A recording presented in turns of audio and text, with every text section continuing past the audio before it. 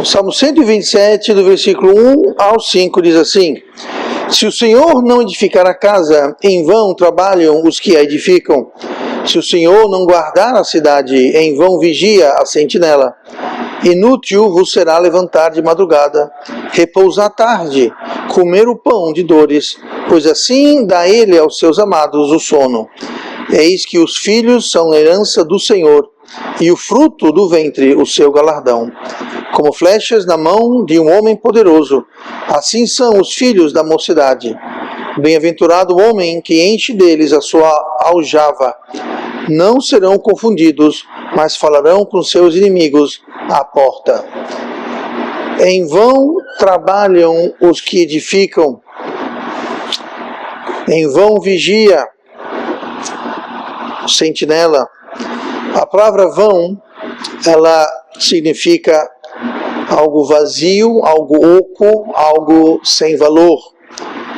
E no contexto aqui que nós lemos do versículo 3 ao 5, o foco é também na família, falando sobre os filhos, sobre o fruto do ventre, sobre o homem poderoso. E bem-aventurado o homem que enche dele a sua aljava. A primeira parte do Salmo, do versículo 1 e 2, fala sobre uma casa, fisicamente uma casa, e também sobre uma cidade.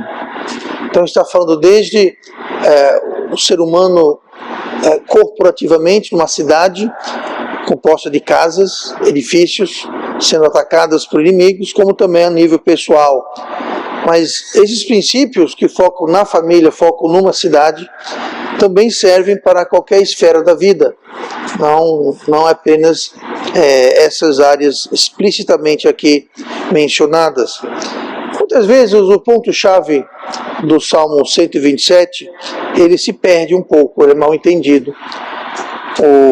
Não se trata aqui de Deus consentir ou de Deus permitir que algo aconteça ou não aconteça.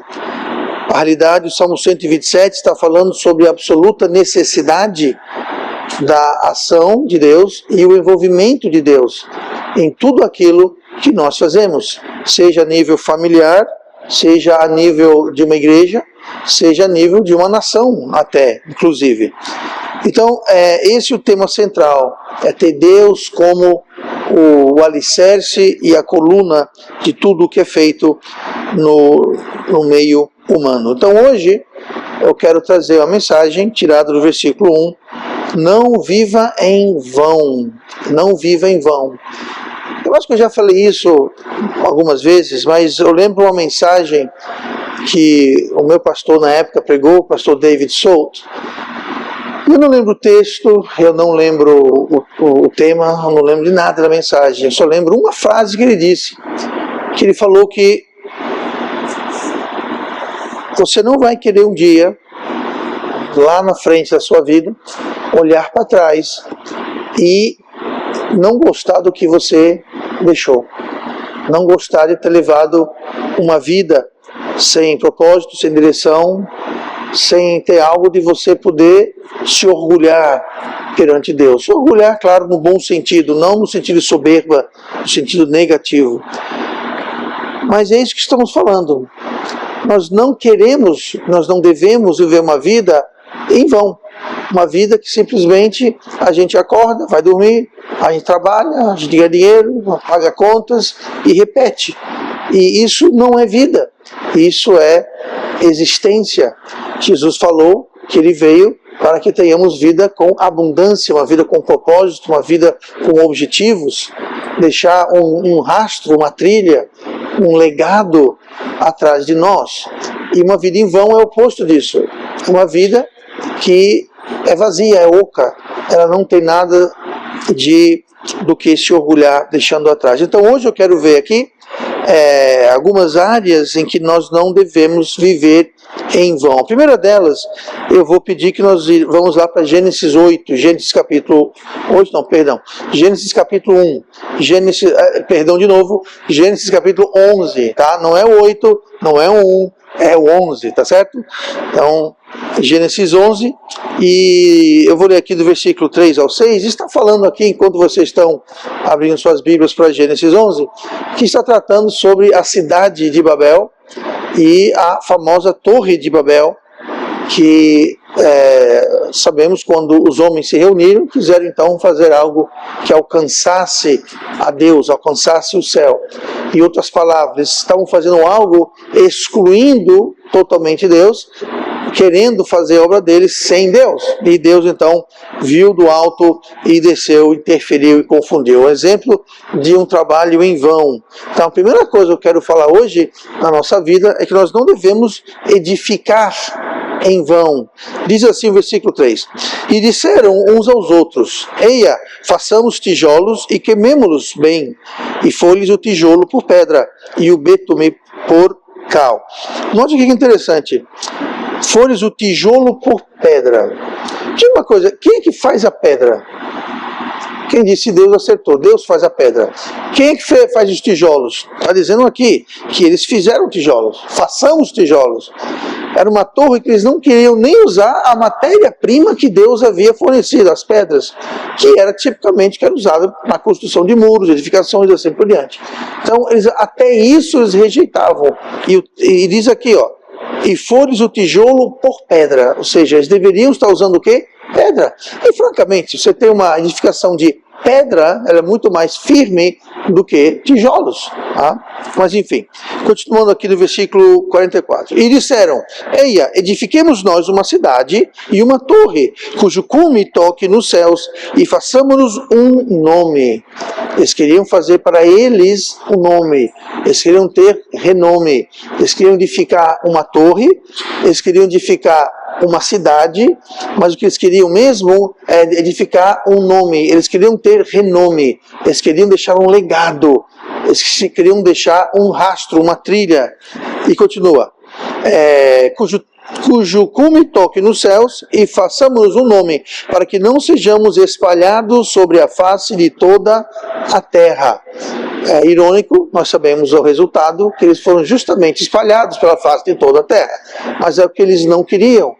Então note, eles queriam fazer uma coisa sem Deus, sem ter a participação de Deus, e eles queriam não ser espalhados, e aconteceu o oposto. Como diz o ditado, o tiro saiu pela culatra. Aquilo que eles não queriam foi aquilo que aconteceu. Versículo 5. Então desceu o Senhor para ver a cidade e a torre que os filhos dos homens edificavam. E o Senhor disse: Eis que o povo é um, e todos têm uma mesma língua. E isto é o que começam a fazer. E agora não haverá restrição para tudo o que eles intentarem fazer. Então aqui estavam eles querendo fazer uma torre, uma cidade, ter um renome para não serem espalhados. E Deus desceu e, para usar o vernacular, Deus cortou o barato deles. Como diz a história, nós sabemos, Deus confundiu as línguas e os grupos, por suas línguas, seus idiomas, foram então se separando e eles foram então se espalhando por toda a terra, que é justamente o que eles não queriam que acontecesse. Mas aqui nós estamos vendo então o esforço humano sem Deus. E o esforço humano sem Deus, por mais bem elaborado, por mais bem executado, por mais bem financiado e planejado, ele tem o poder de produzir o oposto do esperado, o oposto do desejado, como aqui em Babel. Buscavam união, buscavam fama, buscavam não serem espalhados, ficarem juntos ali, mas foi o oposto. Não completaram a torre, a cidade não foi acabada como eles queriam, e eles foram espalhados como eles não queriam, porque estavam fazendo algo sem Deus, e Deus então os espalhou. Mas a mesma coisa podemos falar sobre o casamento. Você tem um casamento sem ter Deus, que o casamento sem ser construído, edificado com a pedra, com a rocha que é a palavra de Deus, vai dar em ruína. Assim como os habitantes aqui e os líderes, não tanto os habitantes, mas os líderes aqui de Babel, eles foram tijolo por pedra. Num casamento, nós devemos edificar o casamento nessa pedra aqui, ó, essa rocha. Mas muitas vezes nós temos tijolo por pedra. Qual a maior diferença do tijolo de uma pedra? A pedra é Deus que faz, é da criação de Deus. O tijolo, o homem faz. E muitas vezes no casamento, nós queremos edificar um casamento, queremos construir um casamento usando preceitos humanos, filosofias, costumes humanos, próprios da nossa ideia, da nossa cabeça. E o que vai acontecer é que ao invés de ter um casamento firme, sólido, bom, nós vamos ter o oposto. Assim como a torre e os intentos aqui das pessoas em Babel, eles foram espalhados, acontece também com casamento.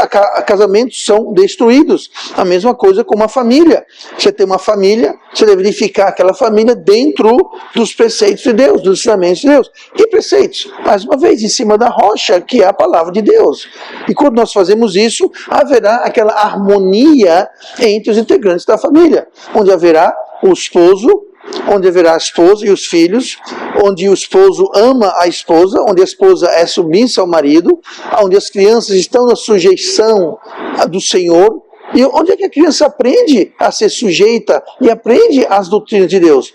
Na igreja? Não, no lar. A igreja não é lugar para as crianças, para as suas crianças. As minhas crianças já não são mais crianças, mas não é na igreja o lugar para as crianças serem treinadas a temerem o Senhor. É no lar. Pastor, pensei que era na igreja. Está enganado, não é na igreja. A igreja está aqui para apoiar, dar uma estrutura para ajudar, treinar, pregar, ensinar os pais a fazerem esse trabalho de criar os filhos no temor e tremor do Senhor. Mas esse trabalho é feito no lar, não na igreja. Quantas horas o seu filho, ou você, ou eu, estamos aqui reunidos como igreja? Algumas poucas horas. Quantas horas a família está reunida no lar? Uma semana inteira. Não é o dia inteiro, todo dia, mas é muito mais horas. Então, o lugar para fazer, para edificar uma família, não é na igreja. A responsabilidade é do pai, da mãe, para fazer. E, pastor, mas como é que eu sei? Mais uma vez, está aqui. Agora, quando nós rejeitamos o que Deus explicitamente ensina, e a gente fala, não, eu não vou usar essa pedra, eu vou usar esse tijolo. Eu vou usar essa filosofia humana, eu vou usar o que eu quero, o que eu gosto, o que eu acho, o que eu penso. Você tem todo o direito de fazer isso. Foi exatamente o que fizeram em Babel. Conseguiram ficar unidos? Conseguiram fazer uma torre que chegasse até o céu? Não. Foram frustrados, foram espalhados por toda a terra, foram confundidos. Então nós estamos livres, temos toda a liberdade de edificar nosso casamento, nossa família, do jeito que nós acharmos melhor. Mas acontece que o meu jeito não é melhor, o melhor jeito é de acordo com a palavra de Deus, edificar sobre a rocha. Nós sabemos da parábola que Jesus falou, que a casa edificada sobre areia, sobre tijolos, ela cai. Vai vir o vento, vai vir a chuva, a água vai bater e grande será a ruína. A mesma parábola mostra que aquela casa que é edificada na rocha vai vir a mesma água, o mesmo vento, a mesma chuva, mas ela vai subsistir, ela vai se manter. É o mesmo princípio que estamos vendo aqui. Então não edifique a sua família em vão, não edifique seu casamento em vão, usando tijolos feitos por mãos humanas. Usem as pedras. É muito significante essa frase, e foi-lhes o tijolo por pedra. Isso quer dizer, em vez de usar pedra, eles escolheram usar tijolos. Que tijolos? Façamos tijolos e queimemo-los bem. Eles disseram, nós vamos fazer os tijolos. Eu vou criar minha família, eu vou tratar o meu casamento do jeito que eu quero, não com a pedra, a palavra. É o mesmo princípio. Então não edifique em vão. Não edifique sua família, não edifique o seu lar, não edifique o seu casamento, não edifique a igreja. Tem muita igreja que rejeita a pedra e vai usar tijolos humanos. É musiquinha, é grupinho fazendo dança, é gelo seco, é parede preta, é luz de discoteca, é aquela coisa. Por quê? Porque é tijolo humano. É em vão. Muitas das grandes igrejas nos Estados Unidos, poderia citar alguns nomes, não vão, igrejas que foram começadas da seguinte forma: os seus líderes foram fazer uma pesquisa no local onde ia começar a igreja, isso não sou eu que estou falando, é que eles relatam, e foram pesquisar, perguntar para as pessoas, de porta em porta: eu sou fulano de tal, vou começar uma igreja aqui, eu quero saber que tipo de igreja você quer? O que você gostaria numa igreja? Que tipo de atividades você acha próprias para uma igreja que você e sua família frequentaria? Então ele fez essa compilação e foi e edificou uma igreja com tijolos humanos. Gente, uma igreja é para ser edificada com a rocha, com a pedra, com a palavra. A igreja não está aqui para nos agradar, não está aqui para fazer o que eu acho, o que você acha. A igreja está aqui porque é a igreja de Jesus Cristo. Foi Ele que morreu, foi Ele que deu sua vida, foi Ele que derramou o sangue para comprar a igreja, para que nós pudéssemos ter igrejas hoje. Então não compete a mim ou a você. Nós vamos votar agora. Quem acha que deve... Gente, se Deus está dizendo aqui, a gente não tem que decidir, pensar, orar, jejuar, votar em nada. Já está decidido. Não é para a gente decidir. Então não edifique igrejas em vão. Não que ninguém aqui vai fazer isso, mas o mundo está cheio de igrejas que são edificadas em vão. E essas igrejas hoje, que eu mencionei agora, que foram feitas a pesquisa, isso há 30, 40 anos atrás, essas igrejas hoje, no Brasil a mesma coisa, essas igrejas famosas que tem por aí, estão implodindo. Implodindo, por quê? Porque elas cresceram, mas era tudo ar quente, era tudo fogo de palha. Hoje estão implodindo com problemas e escândalos e intrigas. Aí não precisa ir muito longe para você ver o que está acontecendo. Por quê? Porque não foi edificado com pedra na rocha, foi edificado com tijolos feitos de mãos humanas. Ideias, raciocínios, pensamentos, filosofias humanas, rudimentos deste mundo. E quando se faz isso, seja um casamento, seja uma família, seja uma igreja, seja o que for, sempre vai dar em vão, vai ser em vão, vai implodir. Vai ter o efeito oposto para o mais bem organizado. Você vê essas igrejas que eu me refiro, muitas vezes são igrejas lindas, maravilhosas, estruturadas. Eu não pessoalmente, mas eu sei de igrejas que tem academia, que tem lanchonete, tem shopping, lojas, faz parte do complexo da igreja. O que é uma igreja assim? Pois é, pensei que não. Mas tem. Por quê? Porque as pessoas querem. Pastor, é errado ter um shopping, ir para academia, para o shopping. Não é errado, mas isso não cabe numa igreja, gente. Não tem lugar numa igreja. Não tem para que isso. Por quê? Porque edificaram usando tijolos. Tiveram tijolos por pedra. E isso sempre é em vão. Isso é extremamente perigoso. Pode parecer muito piedoso. Uma vida cristã, entre aspas, sem Deus, e acredite, existe muito isso, pessoas que tentam levar uma vida cristã, mas sem Deus. Deus está do lado de fora. Em que sentido? No sentido que as pessoas não levam a sério o que a Bíblia está dizendo. Que eles têm certas partes da Bíblia, eu não vou fazer isso porque eu tenho muito respeito pela palavra de Deus, mas tem muita gente que faz isso, pega um prato que não gosta e simplesmente rasga. Bom, isso está aqui, eu vou ignorar isso daqui, eu não quero nem ver isso. Simplesmente ignoram o que não querem. O que chateia, o que não agrada, o que é contrário. Mas sabe uma coisa? A Bíblia é dita na própria Bíblia que é um espelho. Então se você olha no espelho, você vê uma coisa que você não gosta, você não quebra o espelho. Você olha no espelho, aquilo está te mostrando. E falo mais para as irmãs que passam horas e horas em frente ao espelho. Tá? Você vê alguma coisa que não está no seu agrado, você corrige. Então não adianta quebrar o espelho e achar que está tudo bem. Muita gente faz isso. Olha no espelho, não gosta do que vê, quebra o espelho. Continua, bom, deixa pra lá. Continua do jeito que estava antes de quebrar o espelho, certo? Mas enfim, não viva em vão, primeiramente não edifique em vão. Não edifique nada em vão na sua vida. Sempre esteja Deus incluído. Muito bem. Olhem comigo para Provérbios capítulo 11. Provérbios 11.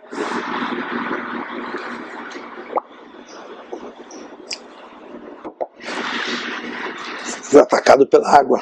E o versículo 24 de Provérbios 11, Não vive em vão, não edifique em vão. Número 2, não guarde em vão, não guarde em vão. Eu quero aqui fazer uma rápida clarificação. Esse guarde que eu estou me referindo aqui, nesse ponto que eu vou trazer, não se refere ao guardar a cidade como vigia. Não quer dizer guardar, de proteger, de zelar, de ser o sentinela. Se o senhor não guardar a cidade, em vão vigia o sentinela. Não é esse guardar que eu estou falando. Eu estou falando sobre guardar, de você guardar, de economizar, você poupar, você colocar de lado. Provérbios 11, 24. Ao que distribui mais, se lhe acrescenta. E ao que retém mais do que é justo, é para a sua perda. Então, não guarde em vão. Como é que você pode guardar em vão? A primeira coisa, não é errado guardar. Não é errado guardar. É sábio guardar. Se você tiver condições, guarde. Se você não tem condições, guarde também. Guarde pouco, mas guarde. Economize, poupe. Não gaste tudo que você tem, tá? Se possível. Então, não é errado guardar, mas tem o guardar em vão. Olha o que fala aqui, ó. Ao que distribui, o que distribui? É dar. Alguém está dando, está distribuindo. Está fluindo daqui para aí. Estou dando, estou distribuindo, tá? Mas se lhe acrescenta. Em outras palavras, quando eu não estou guardando para mim, eu estou distribuindo. Quando eu estou sendo generoso, em vez de ser mesquinho, quando eu estou dando, ao invés de guardar para mim, aqui fala, mas se lhe acrescenta. Quem acrescenta? Eu posso, como o mundo, vocês perceberam como o mundo é tão odioso de Deus, que eles dizem assim, talvez você já ouviu isso, o universo me trata mal. O universo vai me responder. Gente, não é o universo, é Deus. Não, porque o universo, não tem dúvida, que universo? É simplesmente você querer despersonificar Deus, transformá-lo numa coisa abstrata. Mas quem é que os acrescenta? O universo, é o karma. Não é o universo, não é o karma, é Deus. Quem acrescenta? Deus acrescenta. Mais uma vez, ao que distribui mais, bastante, bem muito, se lhe acrescenta. Quem? Deus acrescenta. E ao que retém mais do que é justo, é para a sua perda. Então, existe o reter e existe distribuir. Existe o reter que é justo, existe o reter que é injusto. É o que fala aqui, ó. Ao que retém mais do que é justo. Então, devemos reter, poupar. Não é para a gente pegar e distribuir tudo. Bom, pastor, eu recebi meu salário hoje, eu vou distribuir tudo. Eu vou dar na igreja, eu vou dar para os pobres, vou dar para os famintos, vou contribuir com... Não, peraí, isso não é justo. Você tem conta, você tem família, você tem responsabilidade, você tem coisas, então... Não é para você fazer isso. Então, aqui está dizendo, ao que retém mais do que é justo. Então, existe o reter, o guardar para si, que é correto, mas existe aquele que retém mais do que é justo. O que seria mais do que é justo? Bom, Deus nos dá tudo que nós temos. E nós devemos usar parte daquilo para ser uma bênção para os outros. No entanto, em diferentes fases da vida, ou em diferentes condições da vida, nós podemos distribuir mais ou menos. Nós podemos reter mais ou reter menos. E existe a situação que você está retendo mais do que é justo. Ou seja, Deus nos deu condições de distribuir mais e reter menos. Porém, nós pensamos assim, não, eu vou reter mais para gastar comigo, no que eu quero, no que eu gosto, no que eu preciso. E não há nada demais você gastar consigo. Veja bem, não estou dizendo aqui que nós temos que não gastar um tostão com a gente e dar tudo para todo mundo. Eu não estou dizendo isso. Mas existe algo que é reter mais do que é justo. Existe um nível em que nós podemos fazer algo, mas nós escolhemos não fazer. Isso vai variar de pessoa em pessoa, condição em condição, mas existe essa questão. O ponto que eu estou fazendo, que Provérbios está fazendo, é que não guarde em vão. Por quê? Se você guardar e você reter mais do que é justo, aqui está dizendo, vai ser para a sua perda. Você vai guardar, e vai ser em vão. Vai estar vazio. O saco estará vazio. pouco. Por quê? Porque é em vão. Por quê? Porque o que distribui mais se lhe acrescenta.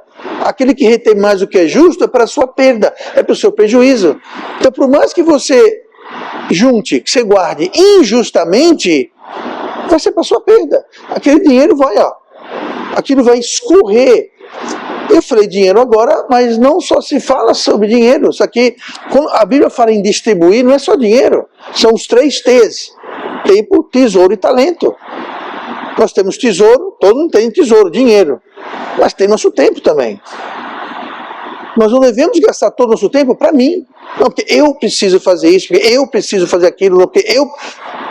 Seu tempo também é algo que nós podemos distribuir. Como? Indo para a igreja, sendo uma bênção, visitar alguém doente, visitar alguém que faltou na igreja, falar, ver se está tudo bem com ele, indo evangelizar, distribuindo panfletos, fazendo convites. Existe uma gama de coisas que você vai usar com o seu tempo. Ah, mas pastor, eu não tenho tempo. Bom, eu entendo. Tem pessoas que têm mais tempo do que outras pessoas. Os jovens, por exemplo, vão ter muito mais tempo do que alguém que é casado, com filhos, trabalho, contas para pagar. Mas Deus, ele é justo. Ele sabe o que é reter mais do que é justo. Ele entende a sua situação. Então você que está sobrecarregado com mil afazeres, Deus entende que você, nessa fase da sua vida, não está podendo, talvez, dar tanto do seu tempo.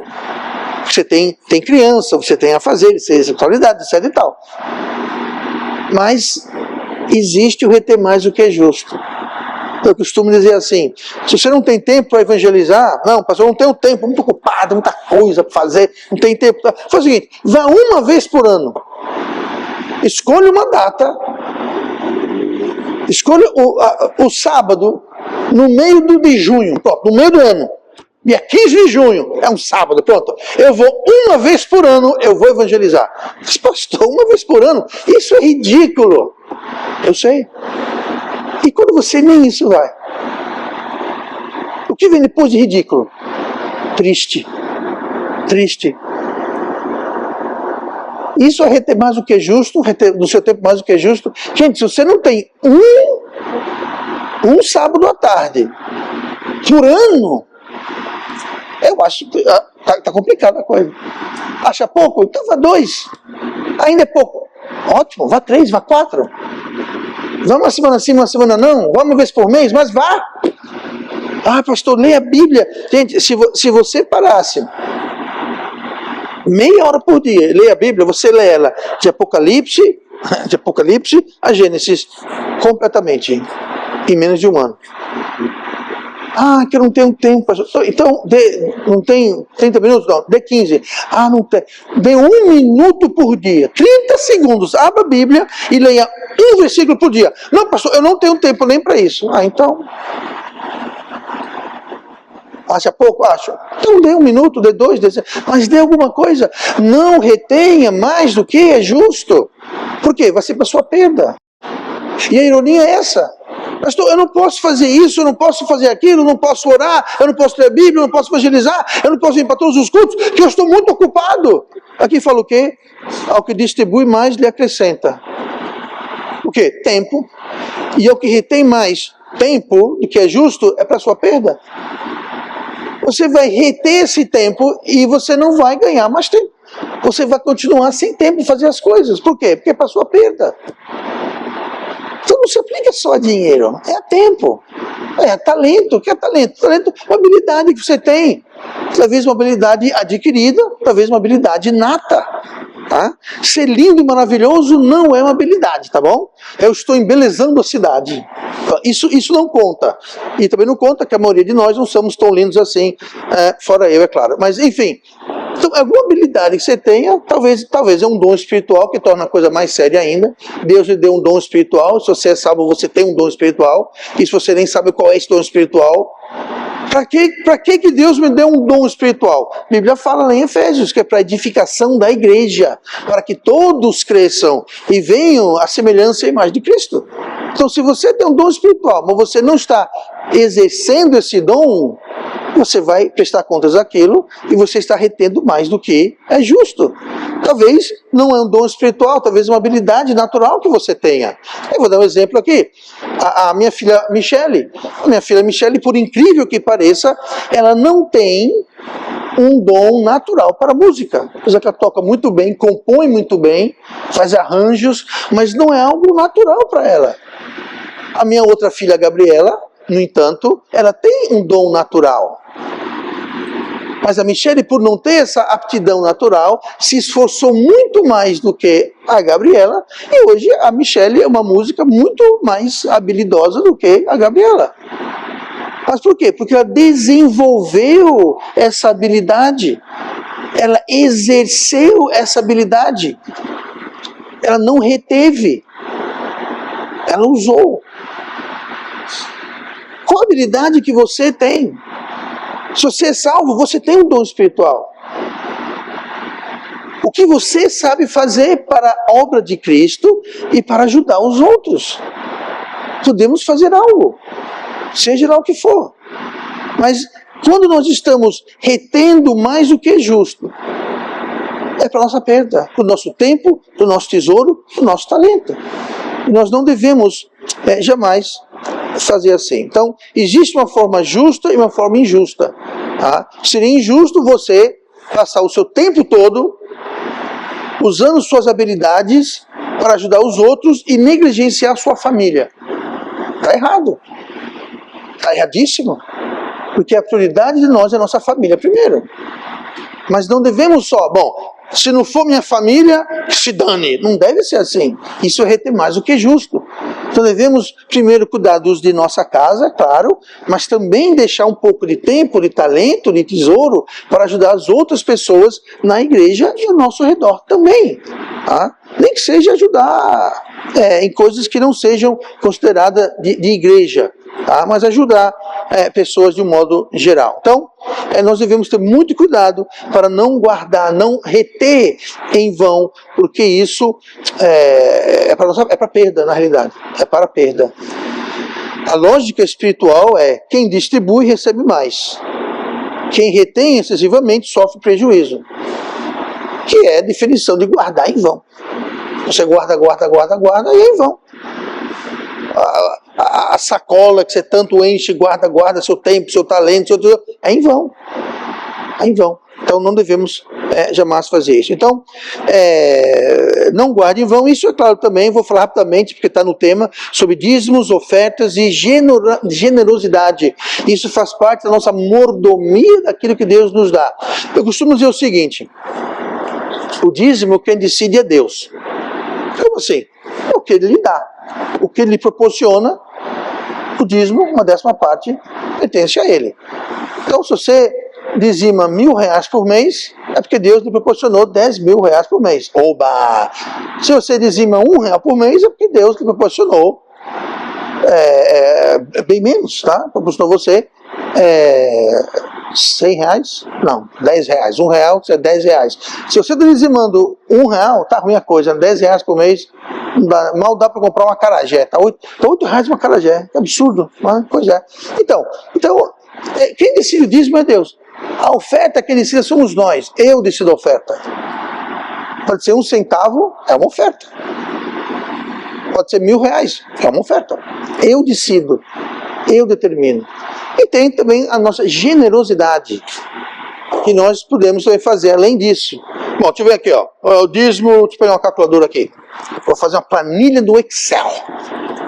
Vou calcular até o último meio centavo. Aí eu vou dar R$1 de oferta, pronto. Chega. Não, minha gente, sejamos generosos. Mas enfim, quando isso acontece, quando nós somos generosos, fala aqui, ao que distribui mais se lhe acrescenta. Olha aqui o que a Bíblia fala, o texto mais querido dos pastores, Malaquias 3. Trazei todos os dízimos à casa do tesouro, para que haja mantimento na minha casa, e depois fazei prova de ministro, diz o Senhor dos Exércitos, se eu não vos abrir as janelas do céu, e não derramar sobre vós uma bênção tal, até que não haja lugar suficiente para a recolherdes. E por causa de vós repreenderei o devorador, e ele não destruirá os frutos da vossa terra, e a vossa vide no campo não será estéril, diz o Senhor dos Exércitos. Eu poderia falar muito mais coisas sobre dízimo, tá? Mas o dízimo não era dado toda semana ou todo mês, era dado uma vez por ano, não era necessariamente dado em dinheiro, mas às vezes era convertido em dinheiro, dependendo de onde você morava, a distância até o templo. Existe uma série de coisas que não vem o caso. A questão que eu estou trazendo é isso, é Deus falando, quando você obedece, eu vou abençoar, eu vou proteger, eu vou livrar. Em outras palavras, ao que distribui mais, se lhe acrescenta. E ao que retém mais, o que é justo é para a sua perda. Tá? Já que estamos no assunto de dízimos,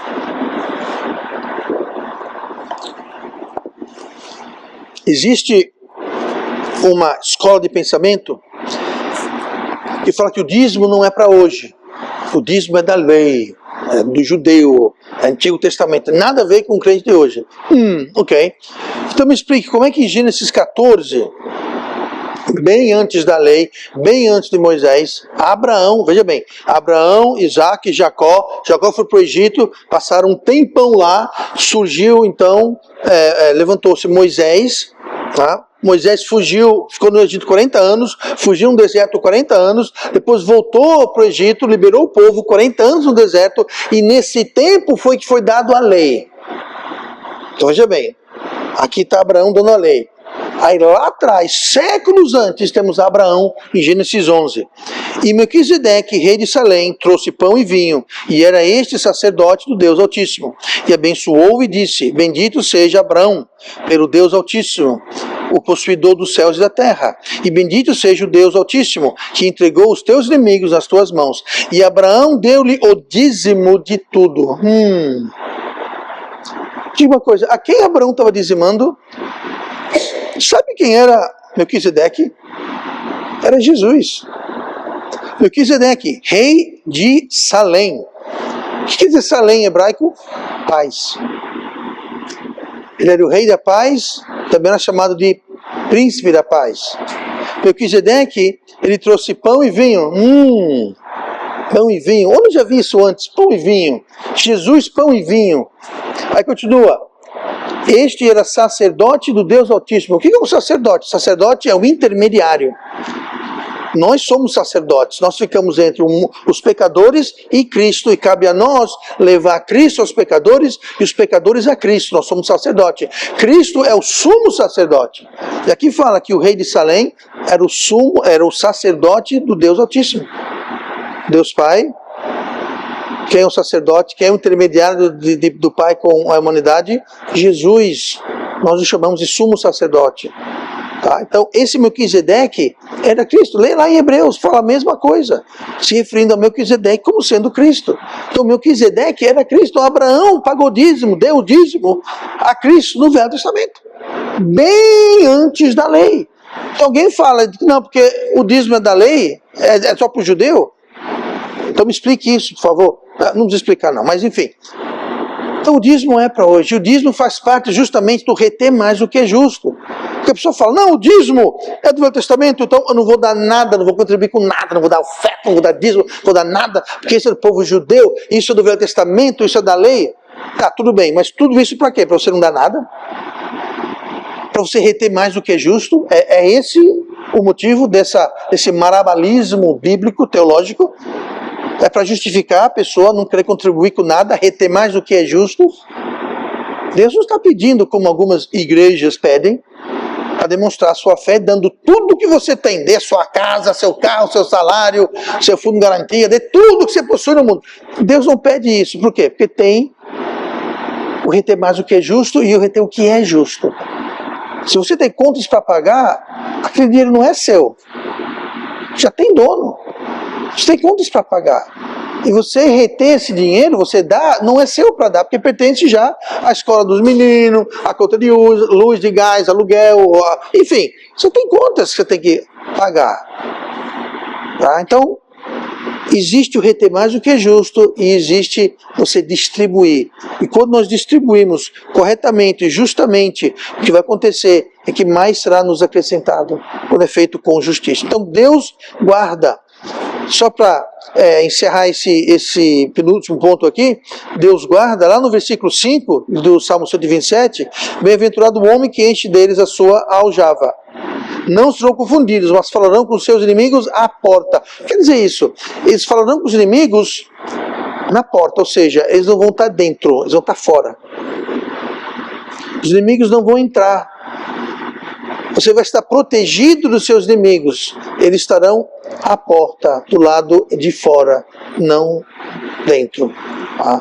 Isso quando nós não guardamos em vão. Seja tempo, seja tesouro, seja talento. E por último, Salmo 127. Olha comigo no versículo 2, vamos ver nosso último ponto do nosso tema de hoje, que é não viva em vão, não edifique em vão, não guarde em vão. E por último, ligado com essa questão de guardar, mas sendo mais focada, não enriqueça em vão. Pastor, é pecado enriquecer? Não, não é errado enriquecer. Ser rico é pecado? Não. Mas olha o que fala aqui o Salmo 127, versículo 2. Inútil vos será levantar de madrugada, repousar à tarde, comer o pão da dores, pois assim dá ele aos seus amados o sono. Veja bem, aqui está falando sobre enriquecer, pastor? Sim, está dizendo, inútil vos será levantar de madrugada. Ou seja, você vai levantar de madrugada, você vai repousar à tarde. Você vai trabalhar 18, 19, 20 horas por dia.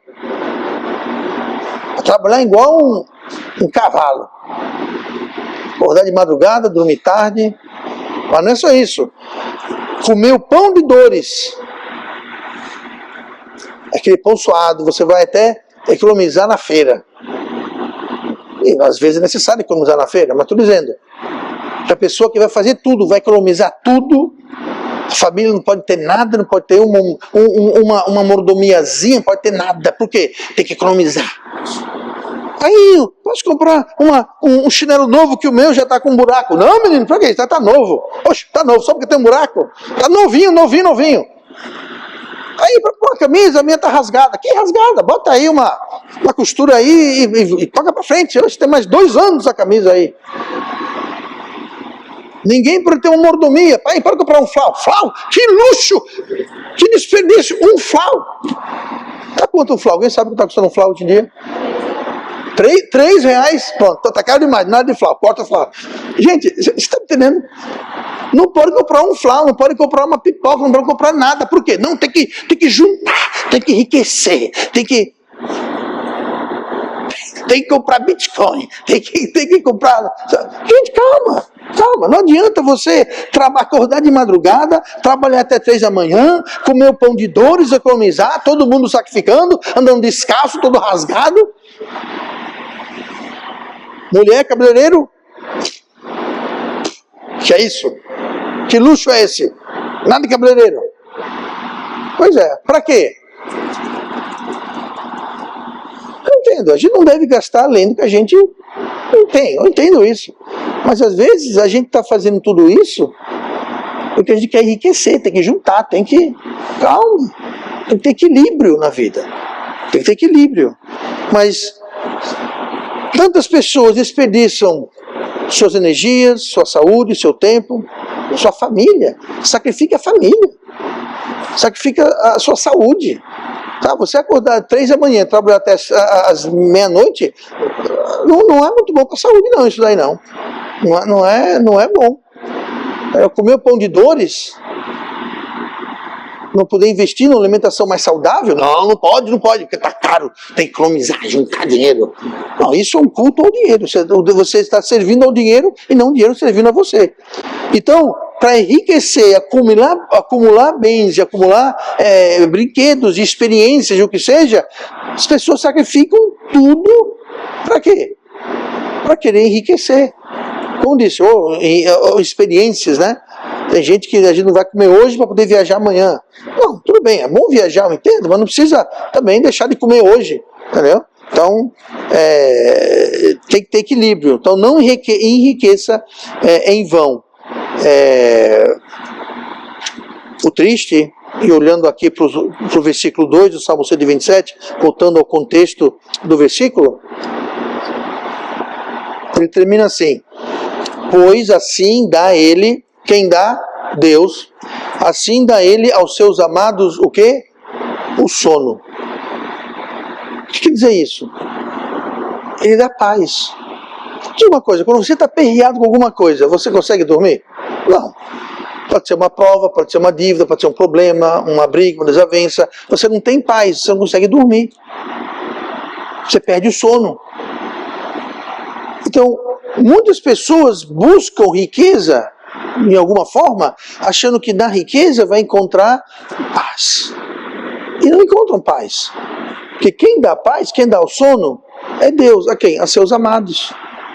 Então nós temos que depender de ter sono, de dormir, de ter paz, não nas coisas que nós temos, os lugares que nós frequentamos, quanto tem no banco, o carro que tem na garagem, e isso não vai trazer paz. O que vai trazer paz é o fato que Deus nos ama. E nós priorizarmos o nosso relacionamento com Deus. A Bíblia fala que quem quer ser rico a todo custo, tem um outro resultado. Assim como eles usaram tijolo por pedra para edificar uma torre e no fim não edificaram foi nada, usaram tijolo por pedra para ficarem unidos e não ficaram unidos coisa nenhuma. Assim como muitos edificam sua família, seu lar, sua casa, sua carreira com tijolos humanos em vez de pedras da rocha divina, assim as pessoas que querem ser ricos acabam chegando no oposto do que eles queriam. Leia comigo 1 Timóteo 6.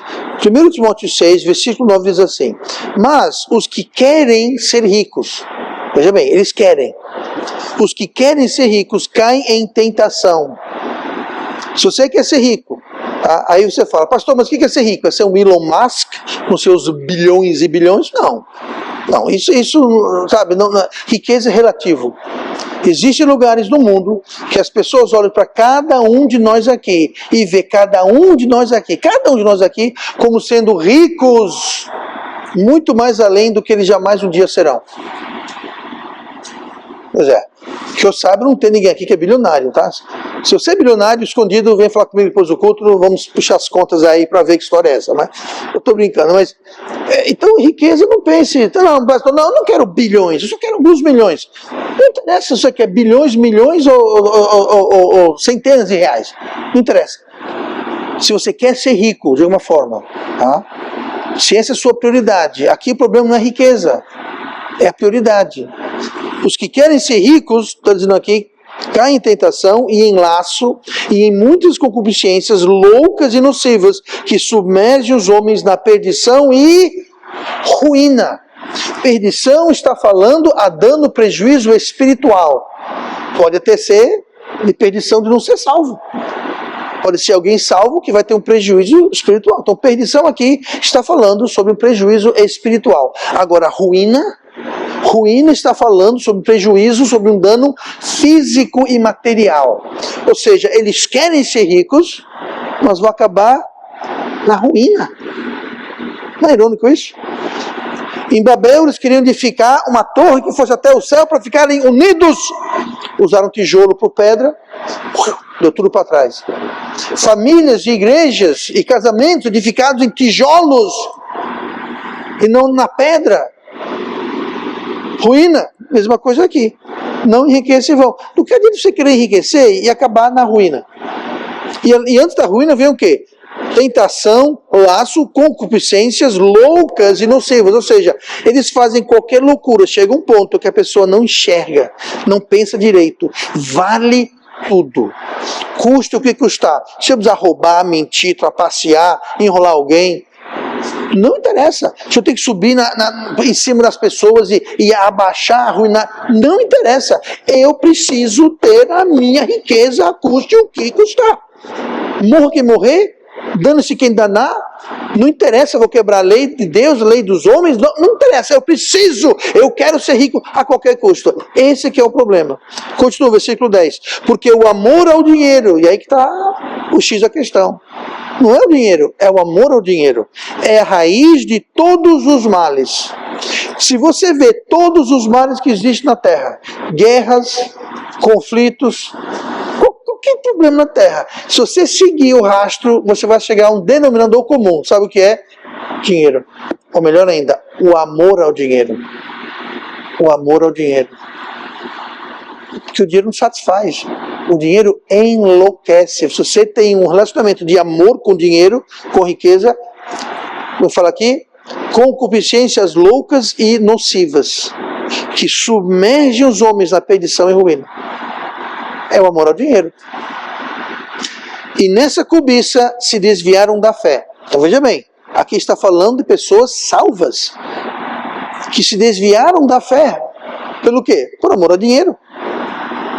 Deixaram Deus de lado, assim como deixaram a pedra e tiveram tijolo por pedra, eles deixaram Deus de lado, deixaram a fé de lado para seguir o quê?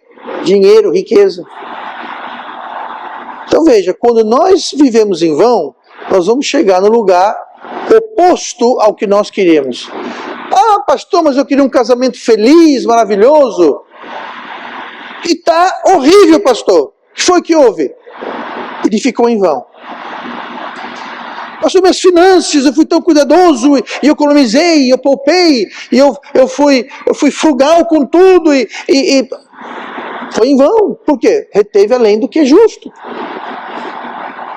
Então, sempre que nós não fazemos alguma coisa dentro da palavra de Deus, a vontade de Deus, quando nós não somos generosos com nosso tempo, nosso tesouro, nosso talento, quando nós usamos tijolos feitos por homens em vez de pedras na rocha, quando nós temos então esse desejo desenfreado de enriquecer ou de ter mais dinheiro. Não, pastor, mas eu não quero dinheiro. Eu já ouvi muito isso. Pastor, eu não amo dinheiro. Eu amo o que o dinheiro pode me conseguir. É o jet ski, as férias em Paris, a casa de praia, não sei aonde. São essas coisas que eu quero. É a mesma coisa, gente. É a mesma coisa. Eu dei esse exemplo aqui. A gente convia para Maceió, a gente alugava a casa de uma certa pessoa, se dizia crente, quando soube que eu era pastor. Eu falei, você é pastor, eu sou da igreja tal. Ah, que maravilha. Para encurtar a história, eles tinham uma casa, vários imóveis, tá?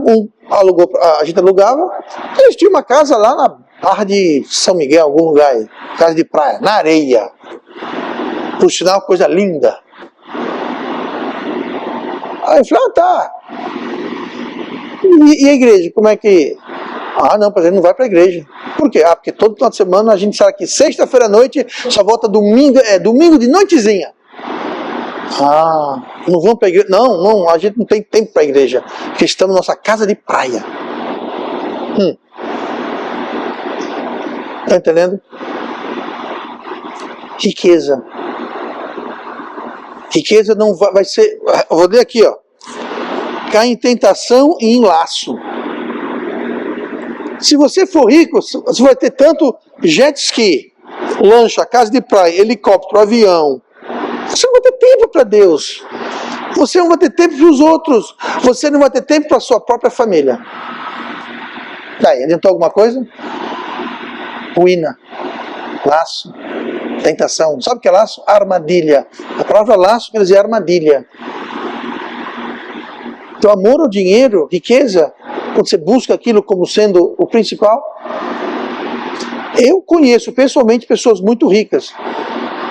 Eu já mencionei isso, eu almocei certa vez com um milionário, um multimilionário. Tá? Ele, inclusive, pagou o almoço. Tá? Mas era uma pessoa muito humilde. Você vê ele, você não via ele com relógios não, você olha para ele, você pensa que é alguém comum, normal. Ele não estava vestido igual um mendigo, não é? Mas normal. Ele tinha um carro normal. Não era um carro que era nos pedaços, tá? Mas um carro normal, não era um carro de luxo, é um bom carro normal. Conversava com você normalmente. E eu sabia que aquele irmão havia contribuído milhões de dólares, ajudando igrejas, orfanatos, no mundo inteiro. Tá? Eu soube indiretamente disso dele, eu soube da fama dele indiretamente. Ele não sai dizendo para todo mundo, oh, mas é o seguinte, que eu sou o cara. Não, de modo algum. Tá? E outros também, outras pessoas milionárias com muito dinheiro que fizeram grandes coisas para Deus. Agora, a maioria das pessoas se tornam ricas, não tem tempo para Deus. Você já deu o exemplo aqui do irmão lá inclusive ele morreu, fiquei sabendo, encontramos com a filha dele nessa viagem lá para os Estados Unidos, fiquei sabendo que ele faleceu algum tempo atrás. O missionário Clarence Moore, na Coreia do Sul. Ele tinha um irmão lá que tinha uma empresa, e o irmão era fiel, sempre dizimava. Até que esse irmãozinho, a empresa dele, fazia componentes eletrônicos. Um cara bem de vida, sabe? Era rico, muito bem de vida. Rico no sentido normal, não era nenhum Elon Musk, mas vivia muito bem. E a empresa dele conseguiu um contrato bilionário com uma empresa aí que produzia não sei lá o quê. E ele foi de ser um milionário para ser um bilionário. Ele falou, pastor, agora não posso dizimar mais não.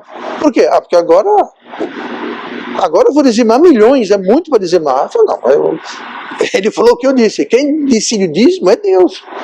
Se você vai dizimar milhões, então você está fazendo múltiplos milhões. Pois bem, moral da história, o irmão sumiu da igreja, desapareceu. Sabe o que foi isso? Tentação, laço, muitas concupiscências, loucas e nocivas, submerge os homens na perdição e ruína. Eu não sei se ele está arruinado fisicamente, materialmente, financeiramente, eu não sei. Mas espiritualmente ele se afastou de Deus. Por causa de quê? Cuidado. Não queira enriquecer em vão. Tá? Não é pecado enriquecer, não é errado. Mas não ter amor por dinheiro. Invista em Cristo. Invista o que tem. Todos nós sabemos da história da viúva pobre que deu 2 moedinhas e Jesus falou, ela deu muito mais do que aqueles que estão dando um monte de ouro, um monte de tesouro. Então não é o quanto você dá, é o quanto você pode. Mas faça algo. Mesmo no seu tempo, você não pode dar 10 horas por semana, ok, dê 1 minuto então. É pouco, ok, então dê 2, né? Mas faça alguma coisa. Mas não retenha mais do que é justo. Em resumo,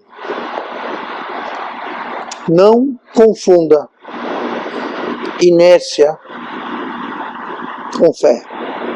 Assim, pastor, bom, a gente falou sobre levantar cedo, comer o pão de dores, repousar tarde. Tá. Não confunda levantar às 10h30 da manhã, viver uma vida mais custosa e luxuosa do que você tem condições e achar que Deus vai suprir. Não confunda inércia com fé. Não confunda irresponsabilidade com fé. Existe a nossa parte.